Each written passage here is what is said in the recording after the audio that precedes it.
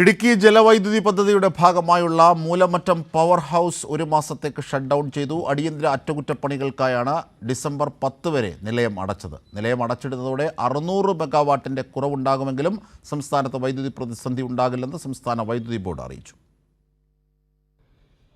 ഇടുക്കി ജലവൈദ്യുതി പദ്ധതിയുടെ ഭാഗമായുള്ള മൂലമറ്റം പവർ ഹൗസിലെ 6 ജനറേറ്ററുകളുടെയും പ്രവർത്തനമാണ് ഡിസംബർ 10 വരെ ഒരു മാസത്തേക്ക് നിലയ്ക്കുന്നത്. 780 മെഗാവാട്ടാണ് മൂലമറ്റം പവർ ഹൗസിന്റെ പൂർണ്ണമായ ഉൽപ്പാദനശേഷി. നിലവിൽ പീക്ക് ടൈമിൽ 600 മെഗാവാട്ട് വൈദ്യുതി വീതമാണ് ഉൽപ്പാദിപ്പിക്കുന്നത്. പെൻസ്റ്റോക്ക് ഇൻടേക്ക് വാൽവിന്റെ ലീക്ക് പരിഹരിക്കുന്നതിനായി വാൽവിന്റെ സീൽ മാറ്റിവെക്കുന്നതിനായാണ് നിലയം പൂർണ്ണമായും ഷട്ട് ഡൗൺ ചെയ്തിരിക്കുന്നത്. ജോലികൾക്കായി ടണലിലെ ജലം പൂർണ്ണമായും നീക്കം ചെയ്യണം. ഇതിനായി പവർ ഹൗസിലേക്ക് ജലം കടന്നുവരുന്ന ടണലിന്റെ ഗേറ്റ് കുളമാവിൽ അടച്ചു.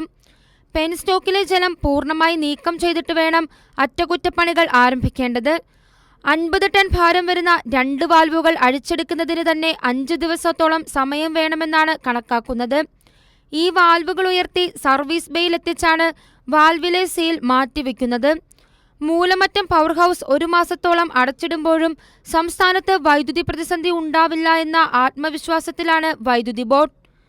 നവംബർ ഡിസംബറിൽ ഏകദേശം ഒരു 600 മെഗാവാട്ട് മാത്രമേ ഈ സ്റ്റേഷനിൽ നിന്ന് പീക്ക് ടൈമിൽ എടുക്കുന്നുള്ളൂ. പീക്ക് ടൈമിൽ മാത്രമേ ആ ഒരു റിക്വയർമെൻറ്റ് വരുന്നുള്ളൂ. പകൽ സമയത്ത് ഈ റിക്വയർമെൻ്റ് ഇല്ല.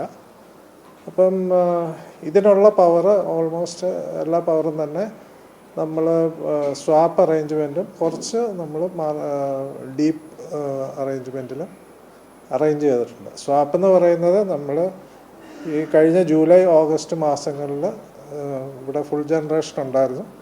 ആ സമയത്തെ പവർ നമ്മൾ മറ്റ് സംസ്ഥാനങ്ങളിലേക്ക് കൊടുത്തിട്ട് നവംബർ ഡിസംബർ മാസങ്ങളിൽ തിരിച്ചു തരും.